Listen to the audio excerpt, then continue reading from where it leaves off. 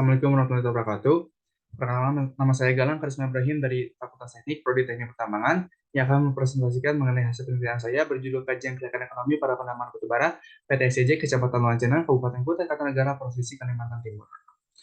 Yang memuat kerangka penelitian di mana identifikasi masalah yang mengenai adanya sumber daya batubara dan yang harus dilakukan eksploitasi penambangan sehingga diperlukan kajian ekonomi untuk menentukan kelayakan usaha pertambangan. Untuk batasan masalahnya sendiri, yang hanya melakukan perhitungan pada NPV, Net Present Value, Discounted Cash Flow Rate of Return, payback period, dan analisis sensitivitas. Untuk tujuan penelitian sendiri, ini untuk mengetahui biaya investasi awal dan biaya produksi yang harus dikeluarkan oleh perusahaan. Yang kedua, untuk mengetahui nilai NPV dan DCFR dan PBP.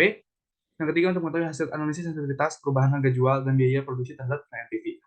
Untuk biaya atau penelitiannya adalah sebagai berikut: memuat hasil penelitian pada waktu kerja yang dilaksanakan selama 1 minggu, dilaksanakan selama 7 hari dalam 1 minggu, yang memuat 2 shift kerja.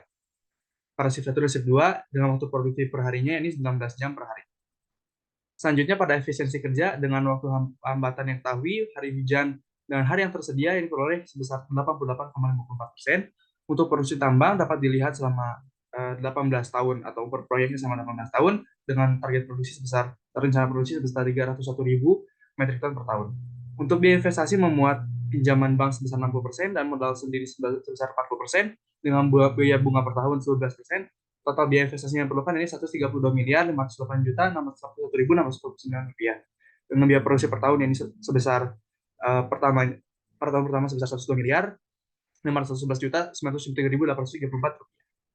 Untuk rekapitulasi cash flow sebesar dapat dilihat pada tabel berikut, yang dimana dimuat selama 18 tahun umur penambangan yang memuat pendapatan dan pengeluaran dengan pendapatan hasil dari penjualan batubara dan pengeluaran dari biaya produksi dan semacam.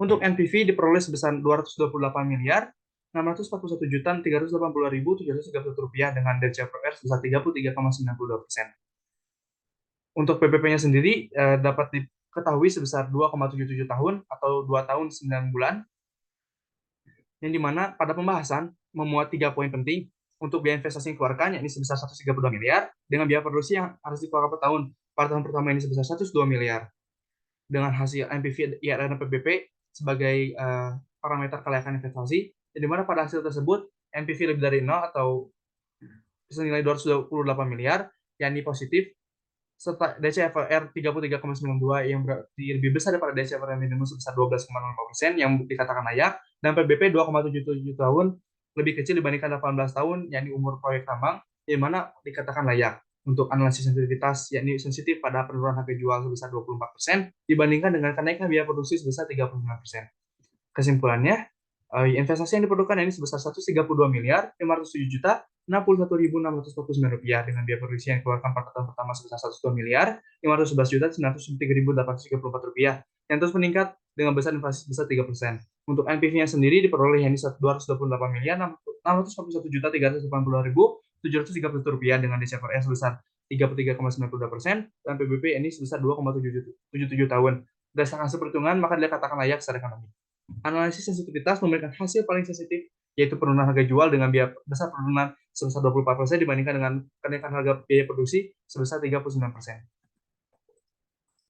Dengan saran, yang pertama, dalam monitor harga produksi yang direncanakan, perusahaan harus memiliki konsistensi kerja dengan pemasaran yang baik, sehingga perolehan keuntungan dapat diperoleh secara maksimal.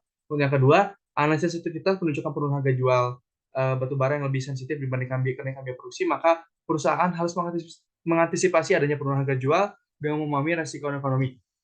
Sekian pemaparan yang saya bisa sampaikan. Mohon maaf apabila banyak kesalahan. Wassalamualaikum warahmatullahi wabarakatuh.